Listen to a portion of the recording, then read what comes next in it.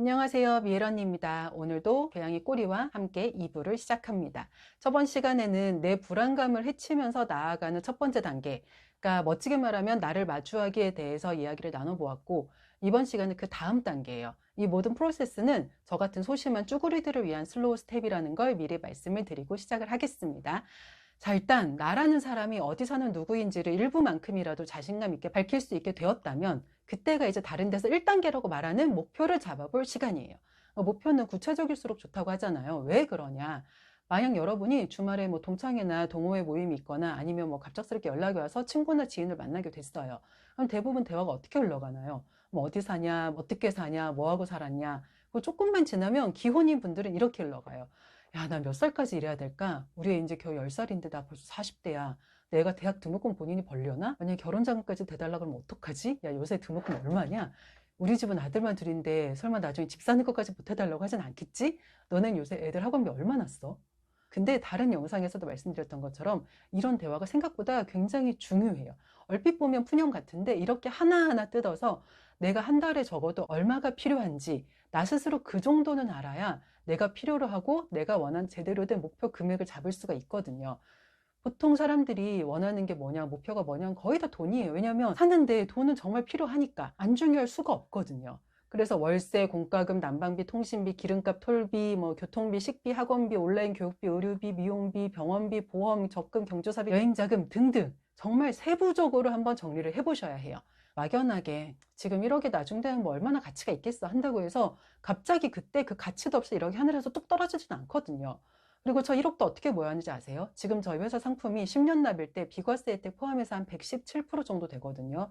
그럼 매달 74만 원씩 정기적으로 10년을 저축해야 1억이 된다는 의미입니다. 그렇게 모아야 원금 8,800만 원대에서 이자를 합쳐서 1억 한 600만 원대가 돼요. 이게 지금 국내에서 변액이나 주식을 제외하고는 가장 높은 금리라 제가 확정적으로 말씀을 드릴 수가 있는 거예요. 그럼 100억 자산가가 되고 싶다면 투자를 안 한다면 매달 7,400만 원씩만 10년 모으면 100억이에요.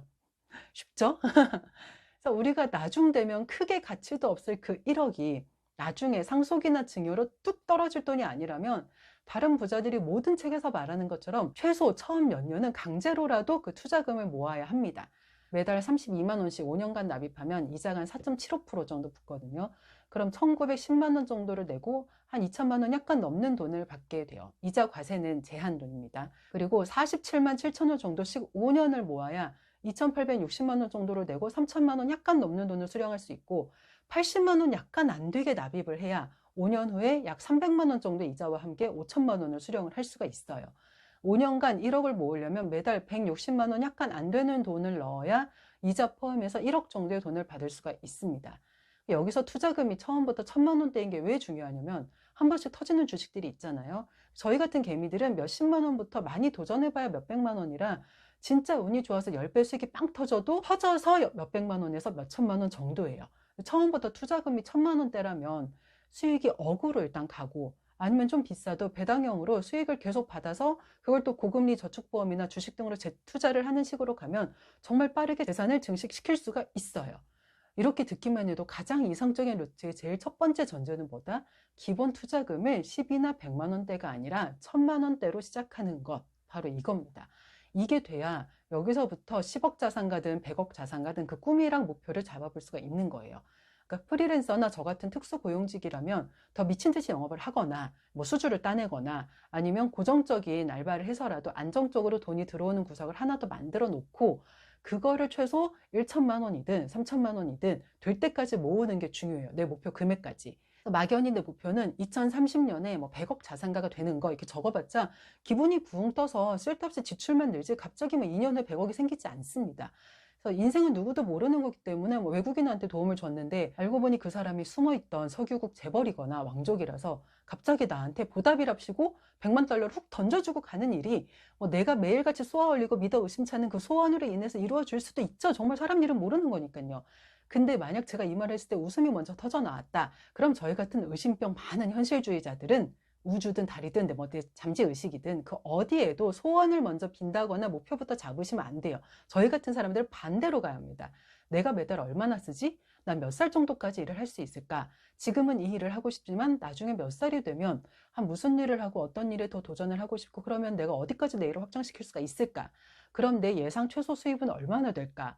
그리고 아까의 내 소비와 애들 나이, 뭐 나중에 올라갈 물가 상승률을 감안한다면 나는 몇 살부터 매달 얼마나 필요할까? 그렇게 차근차근 짚어나가는 게 더 현실적이라는 의미입니다.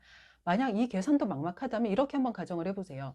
제가 종신보험 설명을 드리면서 많이 드리는 예시인데, 만약 내가 90살 정도에 죽을 것 같고 한 65살 정도까지는 돈을 벌 것 같다. 그럼 나한테 돈이 필요한 시간 한 25년 정도예요. 결혼을 했다면 일단 두 사람 몫으로 계산을 해보면 되고, 물가는 일단 요즘 기준으로 잡아봐도 괜찮습니다. 그 최종 금액에서 높이는 게 더 쉽거든요. 한 끼에 뭐 대충 10,000원으로 잡고 하루 두 끼를 먹는다고 치면 둘이서 하루에 4만 원, 한 달에 120만 원의 식대가 필요하다는 계산이 나와요. 우리 집은 배달이랑 외식이 많다? 두 배로 잡으세요. 한 240만 원이 나오겠죠? 그럼 여기에 물가 상승률까지 생각을 해본다면 식대만 한 달에 최소한 2, 300만 원은 필요하다는 계산이 나옵니다. 25년이잖아요. 식대만 6억에서 9억이에요. 아파트에 살잖아요. 아파트가 지금 기준으로도 보통 관리비, 난방비까지 더하면 월 평균 최소한 20만 원 정도 되니까 이래저래 월 30만 원 정도로 잡는다면 1년이면 360만 원, 25년이면 9천만 원이 필요합니다. 난방비가 별도니까 이래저래 뭐 1억 5천, 2억? 2억은 잡아야 되겠네요. 그리고 뭐 철마다 옷, 샴푸, 휴지, 화장품, 경조사비 등으로 못해도 한 100만 원 나간다고 치면 25년이면 그 돈도 3억이고, 뭐 교통비, 병원비, 뭐 국내나 해외 여행 자금 이래저래 다 합쳐서 1년에 최소한 1,000만 원 정도 잡는다 치면은 25년이면 그것도 2억 5천이에요. 이래저래 더했을 때 둘이서 내가 65세까지 돈을 벌어서 90살에 죽는다고 해도 필요한 돈이 자녀들한테 이래저래 하나도 물려주지 않아도 둘이 최소 15억은 있어야 한다는 의미가 됩니다. 이것도 자가나 최소 전셋집이 있어야 한다는 전제이고, 만약 월세이거나 대출금이 남았다 그럼 그 이상 있어야 되겠죠. 여기서 만약 내 인생 목표가 돈 걱정 없이 편하게 좀 살고 싶다 해서 그 돈 걱정 없이의 기준을 이렇게 정해보는 게 중요하다는 의미입니다. 노후 기준으로 둘이서 최소 15억이니까 지금 애들 키우면서 최소 월 500만 원은 필요한 삶을 살고 있는 40세라면 65세까지 내가 벌 돈 일단 생각하지 않은 상태에서 애들 결혼 비용이나 대학 등록금 같은 갑작스러운 목돈을 제외하고도 15억이라는 돈이 필요하다는 의미가 되니까 노후 자금까지 더하면 최소 20억. 이래저래 애들한테 뭐 이렇게 줄 돈까지 하면은 25억, 30억? 왜냐면 애들 결혼식 비용이야 뭐 축의금으로 대충 퉁친다고 해도 애들 집 살 때 좀 보태주고 어쩌고, 우리 집 지금 대출금이라 이자가 어쩌고 저쩌고, 뭐 부모님이 아직 살아계시면 그 병원비가 어쩌고 그러면 최소 25억은 있어야 여기에 내가 앞으로 벌 돈까지 더해지면서 좀 숨통이 트이는 삶, 내가 원하는 돈 걱정 없는 편안한 삶이라는 목표가 이루어질 수 있다는 의미가 되는 거죠. 그럼 일단 목표를 이렇게 잡았다고 칩시다. 적어보는 것도 좋아요. 목표처럼 적어도 좋고, 뭐 돈 걱정 없는 편안한 삶, 나는 5년 후 2020 몇 년까지 30억이 생겼다라고 소원처럼 적어도 좋습니다. 내가 좋은 걸로 적으면 돼요. 여기서 포인트는 과거형으로 적고 과거형으로 인지를 하는 거라고 합니다. 나는 30억이 생긴다라고 하면 뇌는 그냥 막연한 움직임만 보이고 마는데, 나는 50살에 30억이 생겼어 라고 말을 하고 다니고 그걸 진짜 진실로 믿고 말을 하다 보면 정말로 그렇게 이루어지는 경우들이 계속 생긴대요. 저도 일본 스레드에서 비슷한 이야기들을 많이 읽었었는데, 오늘은 뭐 뇌과학이나 잠재의식, 소원 이런 것들보다 이 생각의 움직임이 얼마나 재미있는지에 대해서 이야기를 한번 해보고 싶은 거니까.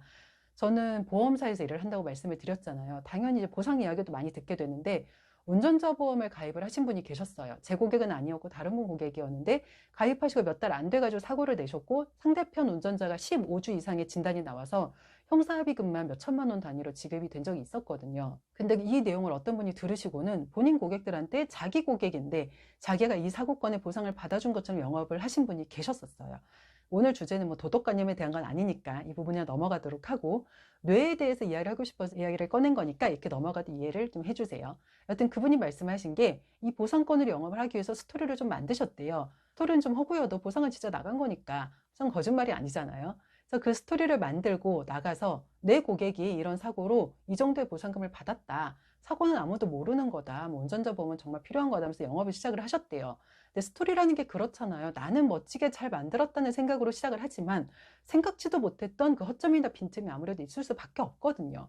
그게 상대방의 반박 아니면 더 상세하게 이야기를 해달라 하는 요청, 그런 시간들이 쌓이면서 점점 더 이야기에 살이 붙기 시작을 했고, 그렇게 2달 정도가 되니까 자기도 모르게 이 사고가 자기 고객의 사고라는 생각이 스스로 들더라는 거예요. 내가 이렇게까지 하고 있는데 이게 내게 아니면 누구 거야? 그런 마음도 계속 치고 올라오더래요. 정말 열심히 이야기를 하고 다니다 보니까 내 뇌가 그걸 내 이야기로 인지를 하기 시작을 한 거죠.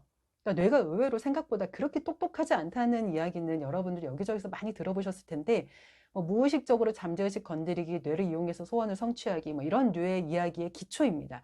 이야기를 만들고 믿고 퍼뜨리기. 그러니까 목표나 소원을 구체적으로 적는 게 도대체가 무슨 소리인지도 모르겠고 나는 감도 안 온다. 그런 분들한테 가장 잘 맞는 방식도 이거래요. 앞으로의 내 인생이 이렇게 펼쳐졌으면 좋겠다 하는 소망을 시나리오처럼 적고 스토리를 만들고 여기저기 계속 얘기를 하고 다니는 거예요. 여기서 가장 힘들게 이야기를 하고 다니는 그 부분이겠지만, 부끄러움을 무릅쓰고 이야기를 하고 다니면 일단 나 스스로도 그런 사람이 되기 위해서 나도 모르게 조금씩 변하기 시작하고, 처럼 내용에 내가 생각지도 못했던 맹점이 있다면 주변 사람들이 들어보다가 그런 부분들을 짚어줄 수도 있고, 부족한 점이 있다면 또 이야기를 통해 살이 붙기도 할 거예요. 근데 그러려면 아까 말씀드린 것처럼 뭐가 필요하다? 열심히 계속 말을 하고 다녀야 한다는 것입니다. 그러니까 입 밖으로 내지 않으면 그렇게 슬금슬금 없어지기 때문에 말의 힘을 빌려야 한대요. 입방정 떨지 말라는 그런 말들도 그렇고, 생각해보면 주변에 입이나 말과 관련된 속담이나 미신 같은 게 정말 많아요. 그리고 그 기초가 말의 힘입니다.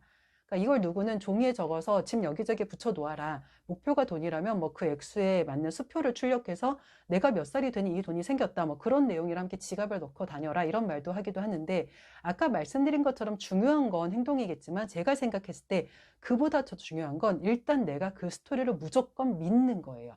그러니까 목표가 됐든 소원이 됐든 시나리오가 됐든 내가 만든 그 이야기를 믿고 주변에도 너무나 당연한 듯이 그게 내 이야기라고 계속 말을 해야 하는 거. 저는 그게 포인트라고 생각을 합니다. 저는 일본 스레드에서 읽었는데, 우주에 뭐 소원을 빌고 그러는 게 난 어떤 건지 모르겠다. 소원을 대체 어떻게 빌고 어떻게 믿고 어떻게 지내야 돈이 생기거나 행복한 결혼을 할 수 있는 거냐. 난 정말 알 수가 없다. 뭐 그런 내용이었는데, 그때 어떤 분들이 댓글로 간증 비스무리하게 달아주신 내용이 이거였어요. 한 분은 곧 집이 없어질 상태였나 그랬는데, 그 걱정으로 제대로 지내지도 못하던 어느 날에 길을 가다가 아파트 분양 광고판을 보게 되셨대요. 거기 적힌 게 무료로 아파트를 가져가세요. 뭐 이런 비슷한 문구였는데, 그걸 보고 그때 갑자기 뭐에 꽂힌 것처럼 나는 공짜로 아파트가 생겼다. 난 공짜로 아파트가 생겼어 하면서 계속 중얼거리고 다니게 되었고, 그러다 보니까 정말 그 공짜로 아파트가 생긴 기분이 들었댔나 뭐 그랬대요. 그리고 어느 순간부터 주변에 있는 친구들이 집 걱정을 해줘도 너무 아무렇지 않게 아니야 나 공짜로 아파트가 생겼어 하고 말을 하고 다니게 되었고, 그러고 얼마 안 있다가 기억도 못하고 있던 뭐 친척분한테 진짜로 아파트를 받게 되었던 거, 뭐 그땐 그런 얘기였어요. 또 다른 어떤 분은 빚 때문에 삶을 끝낼 생각까지 하다가 돈이 생겼다였나 뭐 빚을 다 갚았다였나, 여튼 지푸라기라도 잡는 심정으로 그 생각을 믿고 주변에도 계속 말을 하고 다녔대요. 나 이제 괜찮아, 빚 다 갚았어, 걱정 없어, 뭐 그런 류였는데, 그러고 나서 이분도 뭐 먼 친척이었나, 여튼 있는 줄도 몰랐던 어떤 먼 친척 중 한 명이 갑자기 복권에 뭐 큰 돈이 당첨이 되면서 자기한테도 돈을 주고 그걸로 빚을 갚게 되었다, 뭐 그런 내용이었어요. 완전히 정확하지는 않지만 비슷한 흐름이니까 뭐 내용에 큰 차이는 없을 거예요. 이 모든 내용들의 공통점이 조금 보이시나요? 그러니까 집이든 돈이든 뭐든 나에게 필요한 게 뭔지 원하는 바를 일단 이분들은 정확하게 인지를 했고, 그 생각이 들었을 때 자기 생각을 부정하지 않았어요. 이런 생각 해봤자 맨날 똑같지. 저런 거 다 남한테만 일어나지 나한테는 안 일어나. 이 나이 먹고 저런 생각만 하고 있다고 뭐 달라져? 그런 생각을 안 하고 그냥 믿고 그냥 말하고 또 믿고 말하고 믿고 말하고 그것만 계속 반복을 한 거예요. 근데 이게 귀로 듣고 눈으로 읽을 땐 정말 쉬워 보이지만 한번 생각을 해보세요. 내 주변 사람들이 만약에 내가 빚이 있는 걸 다 알아요. 근데 그걸 알고 있는 사람들한테 아니야 나 갚았어 하다못해 그걸 엄마라고 해봐요. 엄마한테 엄마가 막 또 잔소리 시작해. 야 너는 뭐 이렇게 카드 대출이 얼마인데 아니면 뭐 다음 달에 갚을 돈이 얼마인데 지금 뭐 이러고 있니? 아니야 나 갚았어 이제 걱정 없어. 이렇게 말하면 엄마가 뭐라고 하겠어요? 어떻게 갚았는데 돈이 어디서 났어? 말을 안 하겠어요. 그러니까 일단 저런 말을 내 가족이나 친척, 친구한테 내뱉는 것부터가 생각보다 굉장히 불가능한 거예요. 그래서 이게 정말 어려운 겁니다. 나를 믿는다라는 문장 안에는 진짜 수많은 감정이 왔다 갔다 해요. 수치심, 뿌듯함, 자신감, 자괴감. 이 간극 사이에서 스스로에 대한 신뢰가 없으면 우리는 너무 쉽게 다시 편한 길을 택합니다. 그러니까 무언가 하는 건 어려우니까 예전에 그 역시 안 될 줄 알았어. 그 상태로 돌아가는 거죠. 그리고 또 슬럼프에서 헤어나기 위해 또 돈을 씁니다. 먹을 걸 먹든 쇼핑을 하든 웹소설을 사보든 최대한 집에서 나오지 않고 침대에 누워서 일어나질 않아요. 그리고 이런 시간도 필요한가 하면서 계속 자기 위로를 반복합니다. 우리가 불행한 이유는 내가 나를 믿는 그 자체가 생각보다 굉장히 어렵기 때문이에요. 그러니까 내가 소망하는 그 결과까지 가는 길이 생각보다 쉽거나 편하지 않으니까 그냥 다시 뒤로 돌아오는 거죠. 우리 다들 어려운 길을 가보겠다고 결심한 대단한 사람들이잖아요 라고 말을 하면서 저도 좀 부끄럽지만 나는 왜 목표도 잘 못 잡겠고 뭘 어떻게 해야 할지 감도 잡히지가 않나 싶으시다면 목표를 잡는 게 1단계라면 자기 긍정과 자기 신뢰, 이게 그보다 더 선행이 되어야 할 0.1단계인데 그걸 하지 않았기 때문이라고 생각을 하면 되신다는 게 오늘 말씀드리는 이야기의 핵심이고, 그리고 목표가 아니라 시나리오 같은 스토리가 나한테 더 맞는 방식일 수도 있어요. 그러니까 남들이 이렇게 하라고 해서 이렇게 하고 저렇게 하라고 해서 저렇게 하는 그게 다 나한테 맞는 방식은 아니거든요. 그러니까 최대한 다양한 방식을 접해보시고 다양한 도전도 해보시는 것을 추천드립니다. 그렇게 다 함께 통장도 마음도 부자가 되는 그날까지 저도 다음 영상으로 계속 돌아오겠습니다. 안녕!